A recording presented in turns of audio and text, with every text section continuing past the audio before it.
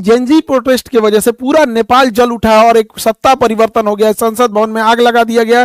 जितना नेता मंत्री हैं लोग, सब लोग का परिवार इसे लटक लटक बानर ऐसा भागा है, हेलीकॉप्टर से कोनो को दौड़ा के मारा है, कोनो को भिगा के मारा है, कोनो को जो घर फूंक दिया है, ये सब हो गया। इसका कारण समझते हैं कि क्या इंटरनल कारण था, उसके बाद समझेंगे क्या एक्सटर्नल कारण है, फिर चीन का क्या है और भारत का इस पर क्या असर पड़ेगा, इसको समझते हैं। सबसे बड़ा जो कारण था वो करप्शन था। नेपाल में करप्शन इतना ज्यादा बढ़ गया था जिसका कोई हद नहीं, करप्शन को रोकना मुश्किल था, हर डिपार्टमेंट करप्ट हो चुका था।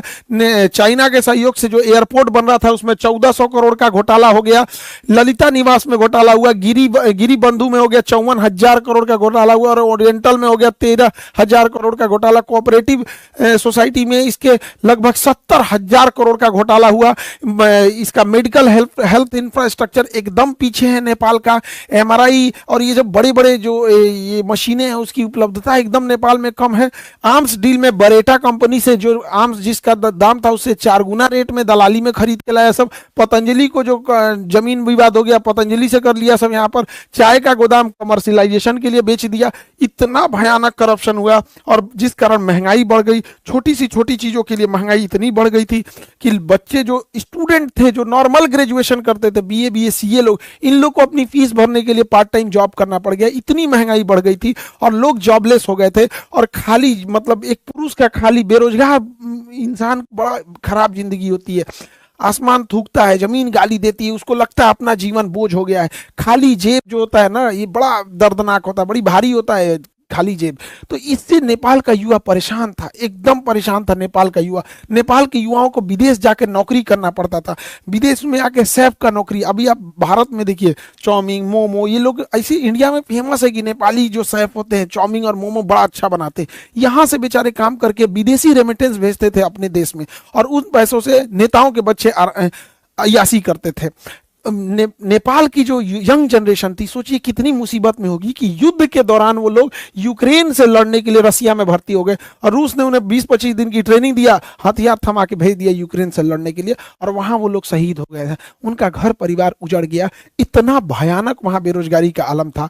अब इनमें होता क्या है, वहां पे जैसे 2008 में राजतंत्र, राजा को हटा के लोकतंत्र जब बना था तो यहाँ कुछ ही पार्टियों का दबदबा था। नेपाली कम्युनिस्ट पार्टी हो गया, नेपाली कांग्रेस हो गया, यहाँ पे जनता संवादी पार्टी हो गया, इंडिपेंडेंट हो गया, सब ये कई थे सब यहाँ पे। लेकिन ये 3 लोगों देखिए ये आदला बदली करते रहते थे सब। पहले ओली बना 18 में, फिर देउआ बना 21 में, फिर प्रचंड बना 22 में, फिर अबुढ़वा बन गया 24 में। इतना ऐसे ऐसे हो रहा था यार नेपाल में, ऐसे यहाँ से यहाँ इस तरह से इन लोग का सत्ता परिवर्तन मैंने पारा पारी खेल रहा है, एबेरी हम एबेरी तुम एबेरी हम। यहाँ पे जनता परेशान हो गई, सारा गठबंधन कर ले रहा था सब, कब किससे गठबंधन कर लेगा पता ही नहीं चलेगा, ये उसको गरियाएगा उसको गरियाएगा फिर गठबंधन करके सरकार बना लेगा। तो इससे पूरी पब्लिक परेशान हो गई थी और इनके भैया सबसे बड़का कारण ये नमूने बने हैं सब। नेताओं के बच्चे इतने बेवकूफी किया है सब, जाके टिकटॉक पर इंस्टाग्राम पर अपनी लग्जरी लाइफ जीने लगे सब, विदेश में घूमने लगे सब, पार्टी कर रहा है सब। यहाँ देखिए ये कहाँ घूम रहा है, यहाँ पर ईशांतरा अंडरवियर पहन लेगी पैंट पहन ले पते नहीं चल रहा है कि यहाँ पे इो कोनो के होगवे करेगी। यही सब नौटंकी किया से देखिए इन्हीं सबको देख देख के पब्लिक पगला गई कि जो हम लोग को खाए को नहीं है, इन सब का इतना बड़का बंगला, इतनी बड़ी होटल, आग लगा दिया सब। हाई देखिए लुई विटॉन का, गुची का, ये सब खरीदा है। लुई विटॉन का एगो मफलर आता है 60,000 रुपए का, 3-3 लाख का कपड़ा आता है लुई विटॉन का। हाई तो पूरा सजले है इस ससुरा लुई विटॉन से। एकरा हैरी पॉटर अब्बा गईलो तो लदा के इसी सबको पीटा यहाँ पे के बाप को दौड़ा दौड़ा मारा है ये बेचारा के। और दिखावा हैरी पॉटर यहाँ देखा, यहाँ पे तोरा अब्बा पिटा के भागा है, यहाँ पे इसी सब के वजह से हुआ है। अब होगा क्यों नहीं, नेपाल की पब्लिक की हालत ऐसे है, नेपाल की पब्लिक इस तरह से। आप इनको देखिए, भारत के नेताओं से सीखना चाहिए नेपाल के नेताओं को। भारत के नेताओं का 2 चाल समझिए, इनके बच्चे कहाँ पढ़ रहे हैं ये बताते ही नहीं है और ये अपने बच्चे को कहते हैं कि बबुआ ते मर्सिडीज में घूम, ते ऑडी में घूम, BMW में घूम, लेकिन फोटो मत खींचो हो, फोटो नहीं खिंचाना है, फेसबुक पे नहीं डालना है, गरीब बन के रहना है। एक दिल्ली में एक नेता से हमसे मिले थे, उनके लड़का, तो कहा कि सर एक फोटो हो जाए। हम कहा हाँ हाँ। तो ऐसे कहा कि रुकिए सर, शर्टवा मोड़ लेते हैं, रोलेक्स की घड़ी है, दिख जाएगा तो पब्लिक क्या कहेगी। ये भारत के नेताओं का है। और दूसरा, इनके बाल बच्चे तो ऐसे हैं, ट्रेनिंग दिया गया है, और ये सब कुर्ता पहन लेते हैं सब। अब कुर्ता में बुझेबे नहीं करता है, कुर्ता 1 लाख का है कि 5,000 का है, कुर्ता तो नॉर्मल दिखता है। तो इनका कुर्ता स्ट्रेटजी है। दूसरा, आप देखिएगा कभी भी अपने घर का फोटो नहीं दिखाएंगे सर। भारत का कोई नेता मंत्री घर का फोटो नहीं दिखाएगा। घर के बाहर जो लॉन होता है, खाली जगह, इंटरव्यू देना रहेगा, वो लॉन में बैठ के देगा, बैठ जाएगा लॉन में, देखेगा पीछे घर नहीं ना आ रहा है, कहेगा 2 गाय ले आके इधर ये चराओ, 2 गाय बांध दो, इंटरव्यू चालू करो, पीछे गाय आना चाहिए। अपने आप को गरीब शो करेगा, अंदर जाके देखिएगा महल बनाया रहता है। तो नेपाल के नेताओं को भारत के नेताओं से सीखना चाहिए। हालांकि भारत में भी ऐसे नेताओं लोग में करप्शन बहुत ज्यादा है, एक्सेसिव करप्शन है। तो नेपाल के एक नेताओं के बाल बच्चे, इन्हें नेपो किड्स या नेपो बेबी बोला जाता था इन सबको, बकलोलवन सब, ये सब नाच दिया। तो ये नेताओं के लोगों की लग्जरी लाइफ थी, और ये नेपाल के गरीब लोगों की थी। सोशल मीडिया पे इन नेताओं के इस रवैये को लोगों ने बढ़ चढ़ कर शेयर किया कि इन्होंने करप्शन के पैसे से विदेश में पढ़ रहे हैं, विदेश में घूम रहे हैं, विदेश में पार्टी कर रहे हैं, इनका इतना बढ़िया बढ़िया मकान है यहाँ पे। तो सोशल मीडिया पे ट्रेंड होने लगा, सोशल मीडिया इस पर तूल पकड़ने लगा, लोग बोलने लगे सोशल मीडिया पे।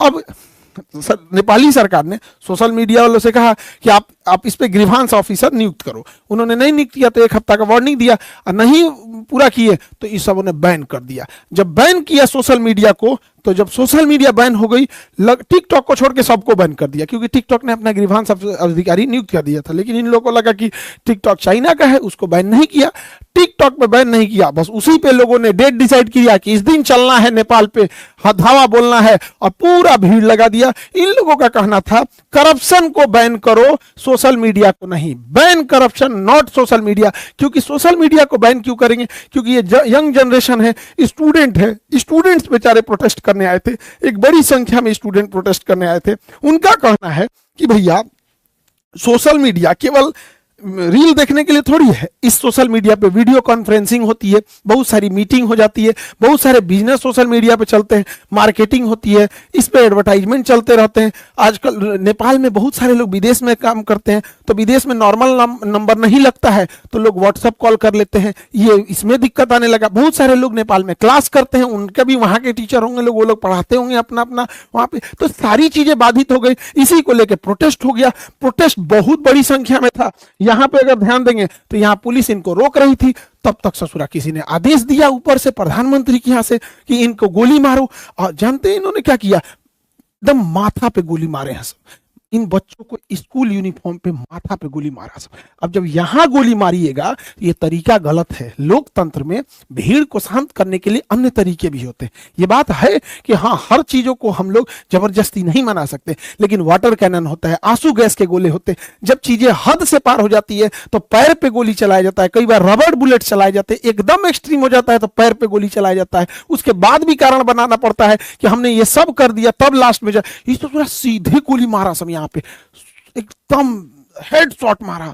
इसके वजह से जो लोग प्रोटेस्ट में नहीं भी उतरे थे, वो सब के सब लोग प्रोटेस्ट में उतर गए और कहें अब की बार तो ओली सरकार को उजाड़ देना है, करप्शन को खत्म ही कर देना है। लोगों ने ऑफिसेस तोड़ दिए, सब जगह तहस नहस कर दिया, संसद भवन को आग लगा दिया, कहा कि चट्टा यहीं से बैठ के करप्शन करता है सब, और यहां से नेताओं को इसे लदा लदा भागना पड़ा है। और समय रहते ये लोग ईमानदारी से काम किए रहते तो आज ये नौबत नहीं आई रहती। नेपाल से ये लोग भाग गए हैं, किसी को डुबा के मारा, लसरा के मारा, मूड़ी फोड़ दिया, कपार फोड़ दिया, को जिंदा जला दिया। ये सब पूरी तरह से नेपाल को तबाह तबाह कर दिया।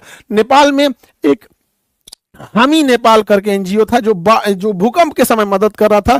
सूडान गुरुम इसको नेतृत्व कर रहे थे, और इधर एक काठमांडू का मेयर बालेन शाह, ये लोग इसको एक तरह से लीड कर रहे थे। हालांकि भीड़ इतनी ज्यादा हो गई और पुलिस की गोली वजह से ये घटना और ज्यादा उग्र हो गई। हालांकि इसे कंट्रोल करने का बहुत हद तक आंदोलन को कंट्रोल कर लिया गया है। सेना कमांड को संभाल चुकी है। सेना ने आदेश दिया जनरल ने कि आप सब लोग अपने इतने जगह पे लौटेंगे, और अभी के तौर पे अंतरिम सरकार सुशीला कार्की को दिया गया है। जिस तरह बांग्लादेश में दिया गया वहां पर यूनुस खान को, उसी तरह दिया गया यहाँ सुशीला कार्की को। ये भारत के बीएचयू यूनिवर्सिटी से पढ़ी थी, वहां पर चीफ जस्टिस रही, पहली महिला मुख्य न्यायाधीश रही। अभी इनके हाथों में अंतरिम सरकार है, बाद में ये लोग इलेक्शन करेंगे। अब ये खुद ही कंफ्यूजन में है कि राजशाही नहीं था कि इलेक्शन कराया जाए। एकदम परेशान है लोग, नेपाल की स्थिति एकदम गड़बड़ है। कुछ चीजें नेपाल में गड़बड़ हुई हैं जो नेपाल के क्रांतिकारियों को नहीं करना चाहिए था।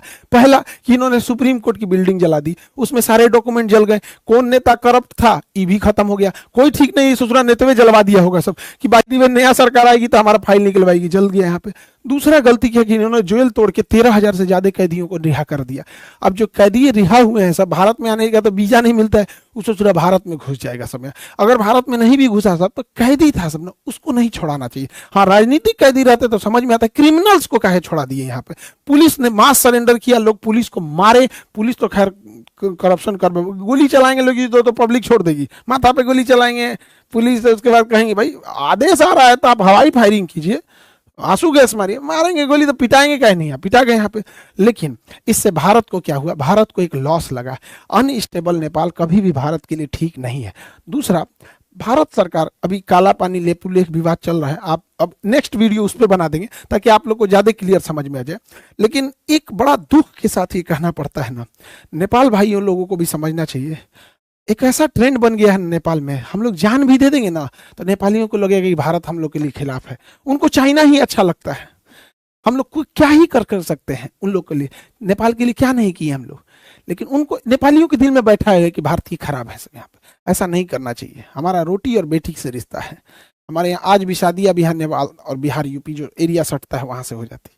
लेकिन ये नेपाल खराबी, क्योंकि वहाँ माओवादी हो गए या फिर जो चीन का प्रभाव है वो बहुत ज़्यादा हो गया। ये भारत के लिए अच्छी बात नहीं है। कूटनीतिक हार एक तरह से कहिए, या फिर हम लोग फंसते जा रहे हैं, ये नहीं होना चाहिए। इस पे भारत को सोचना चाहिए। इसके पीछे कारण भी क्या है, भारत सरकार को अमेरिका और वेस्टर्न द्वारा चलाए गए एनजीओ पे कड़ी नजर रखनी चाहिए, क्योंकि ये एनजीओ सरकार कम से कम 50 देशों की सरकार गिरा चुके हैं सब। अब जैसे यहाँ ही देखिए हामी नेपाल, ये किसके किसके सहयोग से, जैसे अमेरिका के ओपन सोसाइटी हो गया, फ्रीडम हाउस हो गया, फोर्ड फाउंडेशन हो गया, ये सब सरकार मतलब मदद करते हैं, बट इनका हिडन कुछ ना कुछ अंदर से टारगेट कुछ रहता है। तो गवर्नमेंट की एजेंसीज को इस पर नजर रखनी चाहिए। अभी जो नेपाल में हुआ है, हामी नेपाली जो ये संगठन था, इसमें शंकर ग्रुप, इन्फिनिटी ग्रुप और बरबरा फाउंडेशन ने फाइनेंशियल हेल्प किया था, और इतनी बड़ी हुजूम को एक साथ ले आकर इन्होंने किया। और आज एक देखिए कैसी गवर्नमेंट वहां बैठे बनेगी, इसका कोई ठीक नहीं। ऐसे ही 2011 में अरब क्रांति शुरू होती है ट्यूनिशिया से। ट्यूनिशिया की सरकार को उखाड़ फेंका जाता है, अरब क्रांति। और अरब क्रांति देखते देखते अफ्रीका से पूरे अरब में फैल गई। अरब क्रांति में लीबिया में मोहम्मद गद्दाफी को उड़ा दिया गया क्योंकि यह रूस का फेवर में था। इजिप्शियन गवर्नमेंट को उड़ा दिया गया, हुस्नी मुबारक को, क्योंकि ये रूस के फेवर में था। सीरिया में बशर अल असद को उड़ा दिया गया क्योंकि रूस के फेवर में था। यमन से शेख अब्दुल्ला साले को उड़ा दिया गया क्योंकि यह रसिया के फेवर में था। ये सब अमेरिका की चाल है। अभी भी नहीं समझ में आएगा तो बहुत दिक्कत हो जाएगा। ये सोशल मीडिया हम 20 बार कहते हैं, इस पर इंडिया का अपना कमांड होना चाहिए, नहीं तो फिर हम लोग मुख्य दर्शक बन के ऐसे ही देखते रहेंगे। 2021 में म्यांमार में क्या हुआ, म्यांमार में सरकार हटा दिया गया आंग सान सू की, ये भारत के फेवर में थी, और यहाँ जुम्टा की सरकार बना दिया गया, सैन्य तानाशाही जुम्टा की। हुआ क्या, 2017 से 2021 तक म्यांमार से रोहिंग्या भारत में घुस गए। आज रोहिंग्या भारत की एक बड़ी समस्या बन चुके हैं। लेकिन अभी बताइए, इलाज से अच्छा बचाव होता है। यहाँ स्टेबल रहता तो भेज सकते थे, अभी कहाँ भेजेंगे इन सबको। भारत की एक बड़ी समस्या बन चुकी है रोहिंग्या यहाँ पे। वैसे ही 2022 में आप देखिए श्रीलंका में हमारी जो फेवर की सरकार थी, अभी चाइना की फेवर की सरकार आ गई है, हटा दिया गया। उसी तरह आप देखे होंगे यहाँ पे मालदीव में यही हो गया। आप पाकिस्तान में देखिए 2022 में इमरान खान, चचवा मेरा, इसको इमरान खान को डिथ्रोन कर दिया सब। क्या आरोप लगाया सब कि इन्होंने जो गिफ्ट मिला था उसे तोहफा में रखना चाहिए था तो पर्सनल यूज कर लिया। दूसरा, इन्होंने जो दूसरी शादी की थी तो तलाक के बीच में इद्दत का जो टाइम दिया जाता है लगभग 3 महीना, वो पूरा नहीं किया तो शादी टाइम से पहले कर दिया। उसकी वजह से जेल में डाल दिया, और जेल में बेचारे का रेप कर दिया गया। एगो मेजर इसका रेप कर दिया, बेचारा का बर्बाद हो गया इमरान खान। हालांकि इमरान खान जो था आतंकवाद को पसंद नहीं करता था, लेकिन जो आसिम मुनीरवा बैठल है ना चोट्टा, ये बहुत खतरनाक है। पहलगाम अटैक वही कराया था। मेरे कहने का मतलब है कि देश सर्वोपरि रहना चाहिए। समझिए दूसरों की गलतियों से, वो देखिए जो नहीं देख पा रहे हैं। ये सोशल मीडिया से केवल वो नहीं है, किस तरह से बर्बाद कर रही है चीजों को, उसको समझने की जरूरत है। 2024 में बांग्लादेश में एक टेलीग्राम, मामूली टेलीग्राम कैसे इतना बड़ा विद्रोह खड़ा करके होता है और शेख हसीना को वहां से हटा देता है। वहां पे सरकार आ जाती है, वहां के माइनॉरिटी कम्युनिटीज को, ज्यादातर माइनॉरिटी में वहां हिंदू ही हैं, उनको जला के हथौड़ी से ना पूरा आंख फोड़ फोड़ के मार दिया सब। हम लोग देखते रह गए, क्या कर लिए, कैंडल जला लेंगे लोग। हम लोग को सचेत होने की जरूरत है, क्योंकि ये सब स्लीपर सेल का काम करते हैं सब। यहाँ पे इतनी ज्यादा डिपेंडेंसी भारत की हो गई है इनके ऊपर, जिसका कोई हद नहीं। गूगल का केवल एक चीज नहीं है, गूगल का यूट्यूब है जिसपे आप हमको देख रहे हैं, ये गूगल का, इसी का प्ले स्टोर है जिसपे से आप जोमेटो, आप यूपीआई हेन डाउनलोड करते। इससे नहीं डाउनलोड करेंगे तो क्रोम से करेंगे, तो दोनों तो भैया एक है। यहाँ पे मेल किससे करिएगा आप, कोई भी नया एप्लीकेशन रह गया मेल करना पड़े, ये भी इसी का है। अब सब छोड़िए ना, मोबाइलवा तो एंड्रॉइड है, मोबाइल सैमसंग का लीजिए, वीवो का लीजिए, किसी को लीजिए, लेकिन उसके अंदर जो सॉफ्टवेयर है वो एंड्रॉइड है। एंड्रॉइड किसका है, इसी गूगल का है। अच्छा, कई लोग कह रहे हैं कि अच्छा मीडिया में, कई मीडिया, भारत की मीडिया को तो जानते ही हैं, उनका कहना है कि शाह खान सर ने बताया कि प्ले स्टोर नहीं है तो एप्पल स्टोर यूज कर लेंगे, प्ले स्टोर नहीं है तो सैमसंग का यूज कर लेंगे, प्ले स्टोर नहीं है तो अमेजोन का यूज कर लेंगे। अरे बैल बुद्धि, हमरा गूगल से थोड़ा ना दुश्मनी है, हमरा बस इस बात की शिकायत है कि ये हमारा नहीं है, विदेशी है। तो आइयो तो विदेशी है, आइयो तो विदेशी है, आइयो तो विदेशी है। ये कौन बात हुआ कि आसमान से गिर के खजूर पे अटकेंगे कि गूगल बंद हो जाएगा तो एप्पल यूज कर लेंगे, सैमसंग यूज कर लेंगे, अमेजन। अरे तरीका कौन समझाएगा रे मेरे भाई कि हमको प्रॉब्लम गूगल से नहीं, हमें बस ये है कि हमारा अपना होना चाहिए, न कि विदेशी होना चाहिए। जब बैल बुद्धि, मीडिया को क्या समझाएं हम। यहाँ पे जीमेल के जगह हमें अपना मेल यूज करना चाहिए, भारत मेल, भारत मेल। तो मीडिया के कुछ बंधु ये कह रहे हैं कि जीमेल की जगह भारत मेल लोग अपनाएंगे। क्यों नहीं अपनाएंगे, तो होना चाहिए, उतनी सोच होनी चाहिए। हम भारत मेल लाएं, जितनी भी योजनाएं हैं भारत सरकार की, चाहे वो जनधन योजना हो, चाहे वो राशन योजना हो, खाद बांटना हो, एलपीजी सिलेंडर बांटना हो, उसका ओटीपी मेल, जीमेल पे ना जाके भारत मेल पे जाएगा। वोटर कार्ड का वेरिफिकेशन भारत मेल पे जाएगा। आधार कार्ड का वेरिफिकेशन गूगल जीमेल पे ना जाके भारत मेल पे जाएगा। इनकम टैक्स, जीएसटी, टीडीएस, ये सबका कहां जाएगा, भारत मेल पे जाएगा। मजबूरी बनेगी लोगों को जीमेल के साथ साथ भारत मेल भी रखना। एफआईआर, कोर्ट, जितने बच्चे एग्जाम दे रहे हैं, एग्जाम का फॉर्म भारत मेल पे लिखा जाएगा, उनका एडमिट कार्ड भारत मेल पे होगा। तो इससे होगा क्या, लोग आने वाले 4-5 सालों में गूगल मेल, जीमेल के साथ साथ भारत मेल भी रखेंगे। तो पहले पैरेलल रखना चालू किएंगे, उसके बाद धीरे धीरे शिफ्ट कर देंगे। सोच होनी चाहिए। अब हाथ पे हाथ रख के रहेंगे, अरे नहीं हम ऐसा नहीं करेंगे। अरे भैया, मोदी जी ने एक बार बोल दिया था मालदीप ना जाके लक्षद्वीप जाओ, मालदीप की अर्थव्यवस्था हिल गई थी। मोदी जी ने एक बार बोला था थाली बजाओ, पूरा देश थाली बजा दिया था। तो पूरा देश जीमेल की जगह पे इसके नहीं शिफ्ट होगा, उतना होना चाहिए।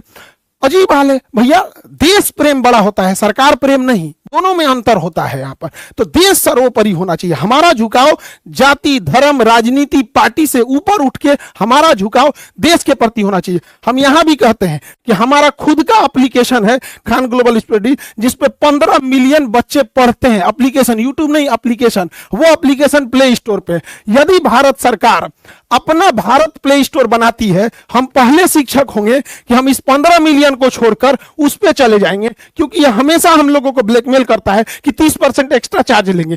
पूरे भारत के शिक्षकों से कहते हैं कि आप लोग बताइए, क्या इस बात का ये धमकी नहीं देता है गूगल, हम लोग इसको छोड़ेंगे। ये हमारी जिम्मेदारी होती है, देश के प्रति हमारी जिम्मेदारी होती है। आज 25 मिलियन सब्सक्राइबर हैं यूट्यूब पर, लेकिन ये डायमंड प्ले बटन आया था ना, हम कभी दिखाए नहीं। सभी लोग को धन्यवाद हाथ जोड़कर, जो आप लोगों ने 25 मिलियन बनाया और विश्व का सबसे बड़ा एजुकेशन चैनल बनाया।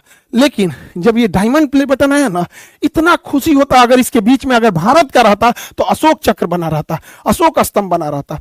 जब मेरा 1 मिलियन हुए थे ना, तो गोल्डन प्ले बटन आया था।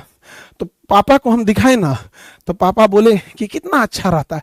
इस पे तिरंगा बना रहता है, ये विदेश का है। तो पिताजी बोले थे कि हमारी आवाज कोई नहीं सुनेगा, तुम अगर इस लायक हो जाना ना तो आवाज जरूर उठाना, ये मत कहना कि तुम भूल जाओ कि तुम्हें सुविधा मिल रहा है। आवाज जरूर उठाना कि एक भारत का अपना होना चाहिए, वरना हमको देश प्रेम है तभी हम यूट्यूब पे खड़ा होकर कह रहे हैं कि यूट्यूब की जगह भारत का होना चाहिए, वरना 25 मिलियन को तो बहुत पैसा देता है यूट्यूब, क्या जरूरत रहती है। तो सरकार प्रेम और देश प्रेम दोनों में अंतर होता है। हम स्वयं कहते हैं कि भारत का रहता तो बहुत ज्यादा खुशी होती, आज नहीं होगा, 10 दिन बाद होगा, 10 साल लगेंगे, 20 साल लगेंगे, लेकिन अगर हम शुरू ही नहीं करेंगे तो कभी मंजिल पे नहीं पाएंगे। मंजिल मिले या ना मिले ये मुकद्दर की बात है, लेकिन हम कोशिश ना करें ये गलत बात है। तो ये देश प्रेम हम इसीलिए कहते हैं, वरना 25 मिलियन पे तो बहुतों सुविधाएं मिलती रहती हैं यहाँ पर, लेकिन जो देश प्रेम है, जो इस ये हम कभी आप लोग को दिखाए हैं, ये रखा हुआ है हमारे यहाँ, बस यहाँ एक तो तिरंगा झंडा बना देता ना